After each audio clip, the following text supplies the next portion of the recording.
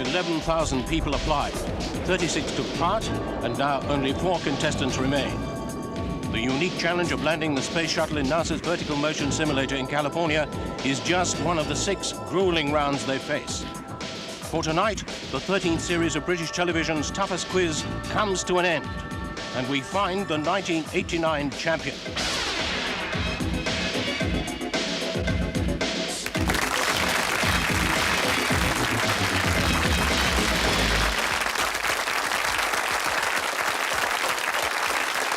Good evening and welcome to the Krypton Factor and to the climax of the 1989 series. For tonight, it is the grand final, when the 4 surviving contestants from 11,000 original applicants do battle one last time to determine who will lift this splendid trophy and be crowned United Kingdom's superperson of 1989. Right now, it's time to welcome back our grand finalists who have performed so brilliantly to get this far. Den Hewitt, who led from start to finish in the Group A final, gaining maximum points in mental agility and observation.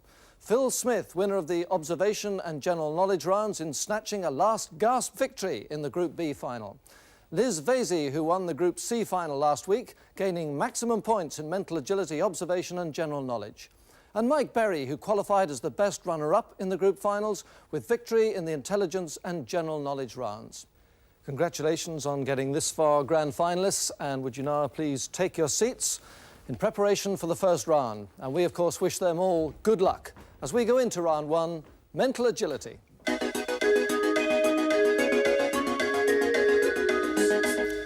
And tonight, a test to challenge the sharpest of minds.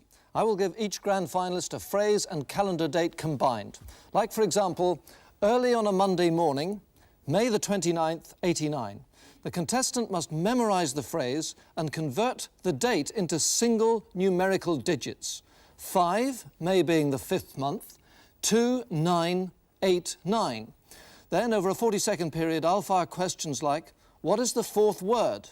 The answer, Monday. Monday being the 4th word of the main phrase. What are all the odd digits? Answer, 5, 9, 9. And so on. And remember that the contestant is answering those questions without seeing the phrase and date. A really demanding challenge. We begin with you, Liz. Your phrase and date is going home on Thursday night, February the 5th, 17. And your 40 seconds start now. The 4th word. Thursday. The month 6 months later. August. The main phrase backwards. Night, Thursday, on, home, going. The day 5 days later. Tuesday. Digits in ascending order. 1, 2, 5, 7. How many letters in the last word? 5. The date 8 days later. 13th February. The 8th letter. M. Total of the digits. 15. The month 5 months earlier. Well, it would have been September, but you've done brilliantly in that 40 seconds. You've scored 9, Liz. Well done. We move on now to you, Phil. Your phrase is sport after lunch on Saturday, June the 9th, 48. And your 40 seconds start now. The 3rd word. Lunch. The month 4 months later. October. The main phrase backwards. Saturday lunch. Saturday on, lunch after, sport. The day 6 days later. Friday. Digits in ascending order. 4, 6, 8, 9. How many letters in the 3rd word? 5. The date 7 days later. 16th. The 9th letter. E. Total of the digits. 27. The month 8 months earlier. October. Spell the last word backwards. Y-A-D-R-U-T-A-S. No, it's Y-A-D-R-U-T-A-S, but nonetheless, in 40 seconds, a great score. You got 10, Phil. Well done to you. And on we go to Den. Den, your phrase is late night supper on Monday, July the 4th, 39, and your 40 seconds start now. The 5th word. Monday. The month 5 months later. December. The main phrase backwards. Monday, supper Monday, Wrong, so we carry on. The day 8 days later. Tuesday. Digits in ascending order. 3479. How many letters in the third word? 6. The date 11 days later. 15th. The 9th letter. H. Wrong. Total of the digits. 23. The month 9 months earlier. Well, it would have been October, but again, a good score. In 40 seconds, you've scored 7, Den. Well done to you. And finally, it's to Mike. Your phrase is, the Sunday meeting of friends, September the 5th, 73. And your 40 seconds start now. The third word. Meeting. The month 7 months later. April. The main phrase backwards. Friends of meeting Sunday there. The day 4 days later. Thursday. Digits in ascending order. 3579. How many letters in the third word? 7. The date 12 days later. 17th. The 8th letter. A. Total of the digits. 24. The month 11 months earlier. February. Well, you're wrong. It was October. You're also fractionally too late, but a good score indeed. An excellent score. In 40 seconds, you've scored 9. Well done to you, Mike. Well, we almost come to expect it of these 4 incredible performances. And now let us see how those scores translate into points as we go to the scoreboard. And there you have it, with 2 points, Den, then with 6 each, Liz and Mike, but the early leader with a Krypton factor of 10, the Welshman living in Hereford, Phil Smith.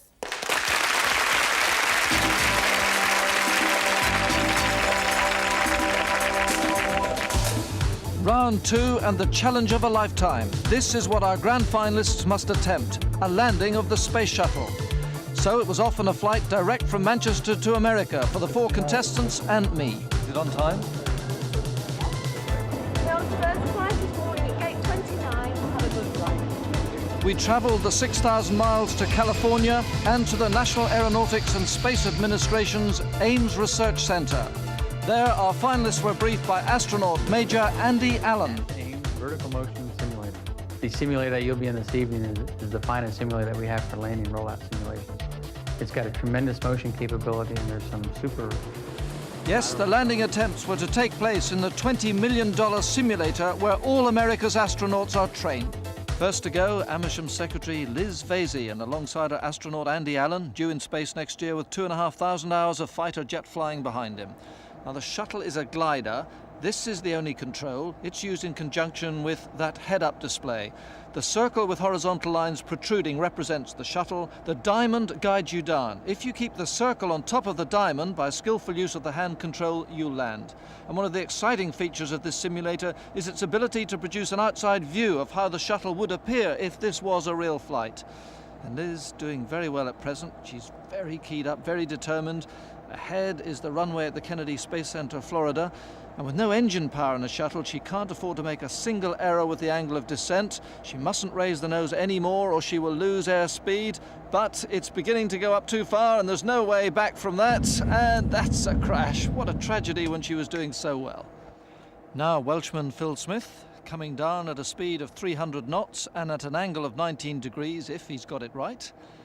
And the exterior view shows that, well, he's weaving about a bit, just overreacting slightly on the rotational hand control. He really needs to keep it all a little steadier as he chases the guidance diamond on that head-up display. And he's just beginning to lose control a bit, and this is not looking too good. That nose is going way up now, and he's lost his airspeed, so he can't get out of that. This is bound to be a crash. Here we go now, down into the runway. Hard luck, Phil. The Geordie Den Hewitt next. Can he do what the first 2 have failed to manage and land it safely? Well, it is a bit erratic at the moment. The shuttle at a terrible angle as it comes in over the Kennedy runway, and it doesn't look very hopeful. Indeed, Major Allen can hardly believe that it's still flying at that angle. But just keeps it going over the runway. Can't get it down surely, but it is. It's done. He has landed it, and that's unbelievable. It just didn't seem possible, but Den has done it, and that's brilliant stuff. Congratulations to Den Hewitt. finally, Mike Berry from Bristol.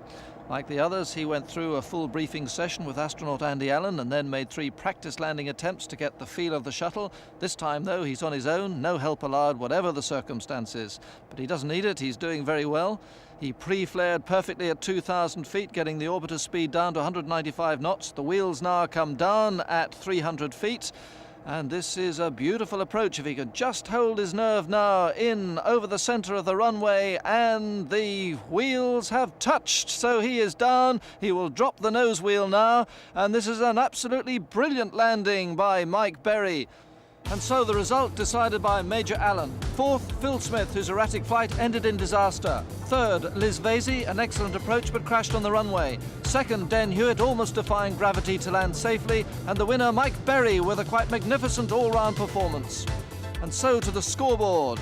And we have a new leader with a Krypton factor of 16. It's the recruitment consultant from Bristol, Mike Berry.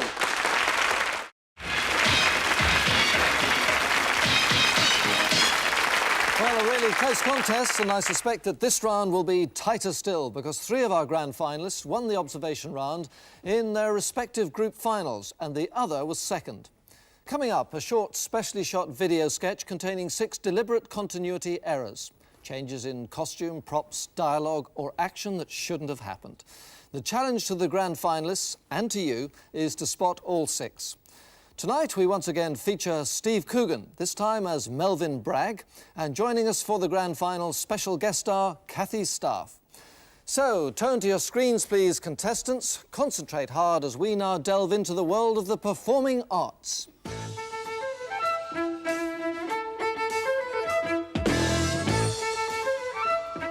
Agnes Spaulding went from domestic charlady to an opera singer of international acclaim in just 13 days. How could it happen, one might ask? Well, I blame the aerosols. So you're saying there's an ecological motive for your singing? No. I were cleaning for Mr. Petrolucci. He had a gate-leg table that just didn't want to shine. Anyway, he were too tight-fisted to buy me a tin of beeswax, so I had to make do with the aerosols. But isn't it true, Annie, and correct me if I'm wrong, but isn't this a classic case of proletariat frustration in a capitalist society? Aren't you really saying that you started singing to vent your plebeian anger? Eh? Oh, no. I just didn't want to inhale the fumes. I used to run through a few bars of Amapola to stop the squirty stuff getting up my nose. Mr. Campanelli came back from work early one day and heard me singing. He said, "Do you want a job?" I said, "Is it worth more than this £2 an hour?" And he said, yes. And since then, you've performed all over the world, including, of course, the great Carnegie Hall. That's right, Melvin. And I'm singing for the Pope this Christmas, apparently. But surely this has changed your working-class lifestyle beyond recognition. No way. I still do my stuff with a Hoover Junior. One little luxury, though. I've got rid of my bus pass.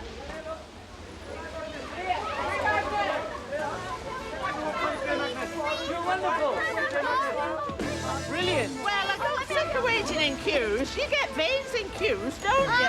Yes,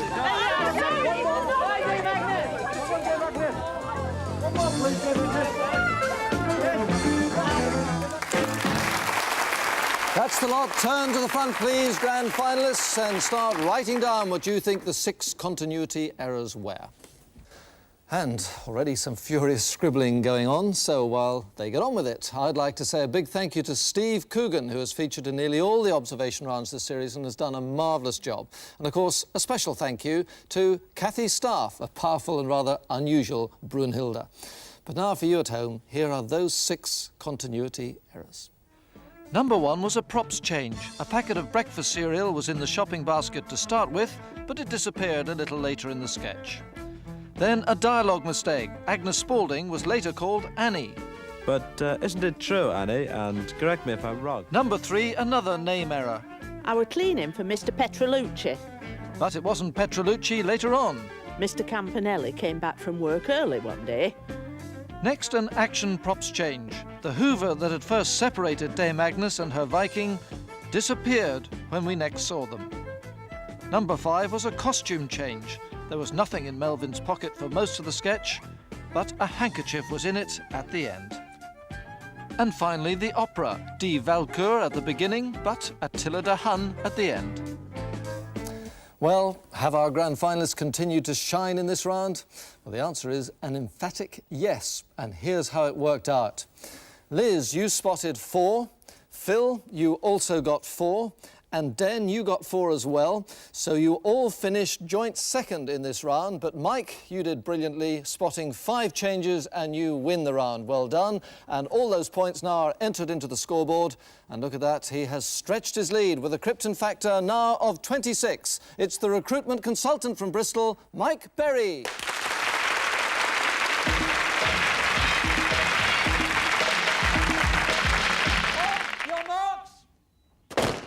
Major Tony Carr starts the grand final assault course race. This is Liz Vasey, and she made a few elementary mistakes on the opening obstacles in her group final, and she's not too secure on them again. Karate is much more her sport. She is a brown belt, and next year hopes to be a black belt. Another little error there. She's also very keen on saloon car racing and is a member of the Silverstone Racing Club. And a real test coming up for her now on this rope swing. But she's over very well indeed. Now here go the 3 men. She knows they'll be hot on her heels, because if you look back to the group finals, only 12 seconds separated these 3. And indeed, Mike Berry on the far side and Den Hewitt in the middle, just 4 seconds between them. So we are expecting a tremendous race with these 3 men chasing Liz Vasey down the course. And already Mike Berry has pulled away from the other 2 just a little bit as he goes up onto the high balance. Liz elects to come down on the rope rather than jump, which will certainly lose her a few seconds. Let's see how the men take it. Mike jumps it, Den jumps it, Phil jumps it. So already they're into the pipe just behind Liz Vasey, and Mike Berry shot up through that pipe on the rope and is into the lead. Den Hewitt is now in second place, Phil is in third place, and Liz already has dropped back to fourth. Over now into the cargo net, and Den doesn't let go of that rope, and that's allowed Mike Berry to go ahead by a few more yards. He goes on to the tramwires and shoots across there, so his technique is absolutely perfect at the moment, and he's gone quite a few yards clear of Den Hewitt and then Phil Smith. And indeed, when you look right back to the heats, all our contestants improve considerably when they get to the group final. These contestants, particularly the men, improve by up to 30 seconds, and now they're going even faster in the grand final. Mike almost at the top of the 30-foot scramble net, keen footballer. He's captain of West Town Football Club in one of the Bristol leagues and involved in circuit training every week, and it's really paying off here. Den Hewitt in second place, also keen on soccer, also cricket, represents the DOE in both those sports, he being a civil servant. And Phil Smith, a keen marathon runner, so he's got plenty of stamina. But those 2 are going to need all they've got now if they're going to cut down on Mike Berry, if they're going to catch him before the end, because he's going so strongly through both the water jumps as though they hardly existed, and he's looking very strong indeed. Has Den got anything left here? Slight stumble there, and he can't afford any of those errors if he's going to catch Mike, but he's now pulling it out. Den Hewitt definitely coming back on Mike Berry, and so is Phil Smith. Phil Smith is almost level with Den Hewitt. So can they catch Mike before the end? The landing is going to be so important in the water at the end of this aerial slide, and here comes Mike, 6'1", 12.5 stone, and a good landing. Now it's Den's turn. He lifts those feet high in the air, plants them into the water. That's good as well. And Phil Smith just behind, but that's not so good. Takes a lot of water in his face. But Mike Berry hasn't relented. Under that flat net, he's got the finishing tape inside. It's been a brilliant run right down the course. Never let up for a minute. 10 points to him. And in fact, Phil Smith has snatched second place from Den Hewitt. He gets 6 points. Den Hewitt gets 4 points. And we now go to the scoreboard, and that assault course victory increases his lead to 12 points. With a Krypton factor now of 36, Bristol's Mike Berry.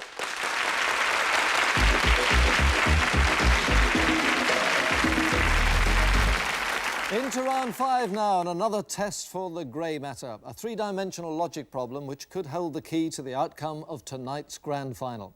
And fresh from their trip to California, that American space shuttle should still figure strongly in the grand finalists' minds.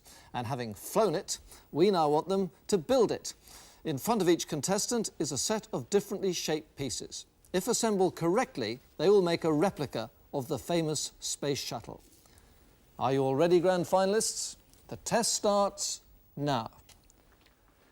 Well, all 4 of our grand finalists felt that flying the shuttle simulator in California was one of the greatest thrills of their lives. I'm not sure they'll be as keen on this encounter with the plane. And one of the secrets of building it is the realization that the wings and tail section must be fitted last. And that section with United States displayed should in fact be towards the rear of the shuttle. Phil Smith Well, he crashed the simulator. Can he make amends here? He was second going into the round. Liz, joint third, has those United States blocks in the correct position.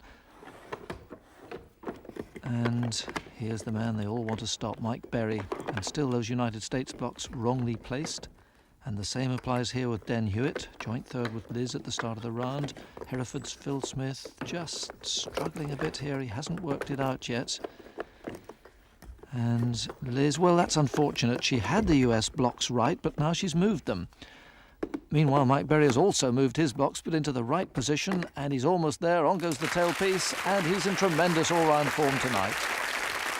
Phil Smith, that's better, and he now seems to know exactly what he's doing. Almost finished, but Den Hewitt spots the error with the United States blocks. Round they all go, and now he's in the position just to attach the wings and put the tail in position, and he does it. Second place, 6 points. Well done. And now for third place, I think Phil's got it. The tail slotted in. Now that wing secured. And yes, the 4 points for the Welshman. Well, congratulations again to Mike. He certainly loves that shuttle. He landed it brilliantly. He's built it perfectly. And we shall add those points now into the overall scores. And he's stretched his lead again. Out in front with the Krypton factor now of 46. It's Bristol's Mike Berry.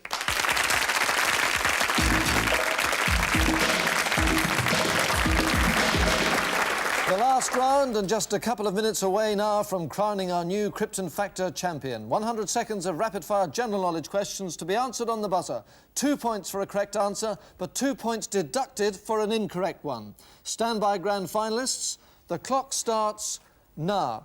By what name are members of the Unification Church called after the... Liz? Moonies. Correct. Which friend of Dickens wrote The Moonstone and the Woman in White early detective stories?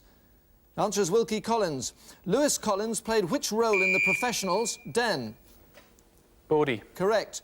The Pope's bodyguard in the Vatican are called the Den. Swiss Guard. Correct. At which Swiss resort was Prince Charles staying in 1988 when he and his party were caught by... Phil. Closters. Correct. In which city are the Cloisters Museum, part of the Metropolitan Museum of Art, and the Guggenheim? Liz. New York. Correct.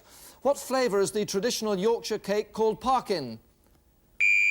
Mike. Ginger. Correct. Who created the characters of Ginger, Henry and Douglas in her Just William books? Den. Enid Blyton. No, Richmal Crompton. What did Samuel Crompton invent in 1779? Den. The Mule. Correct. In Two Mules for Sister Sarah, who played Sister... Den.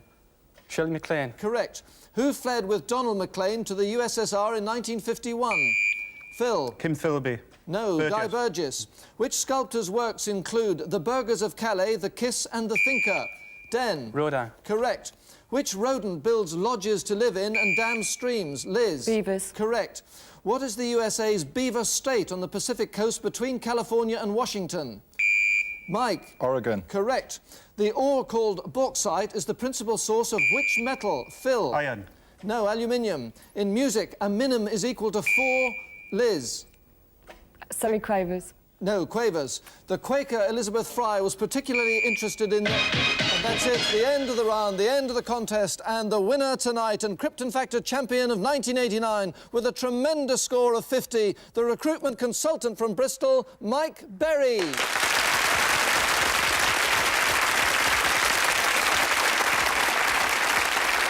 Well, what an absolutely tremendous performance throughout this contest. And right now, I would like to invite down to receive the trophy, the new United Kingdom superperson of 1989, Mike Berry.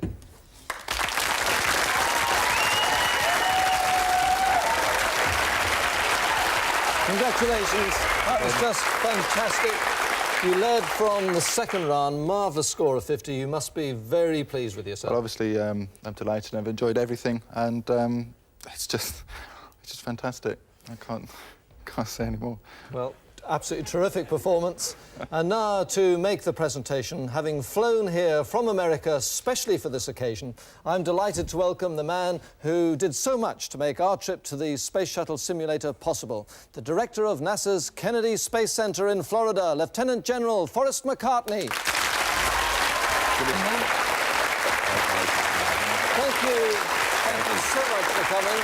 I know you hadn't seen the Krypton Factor before. This was your first taste of it. What did you make of it all? A spectacular show, Gordon. It really was. Very exciting, very thrilling. Can I now ask you to make the presentation to our new champion, Mike Berry? My honor, my honor. Mike? Congratulations to you. Thank you very much.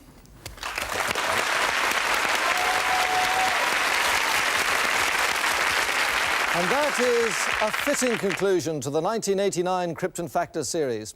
So until next September and the 1990 series, good night, and let us congratulate one more time the Krypton Factor champion of 1989, Mike Berry.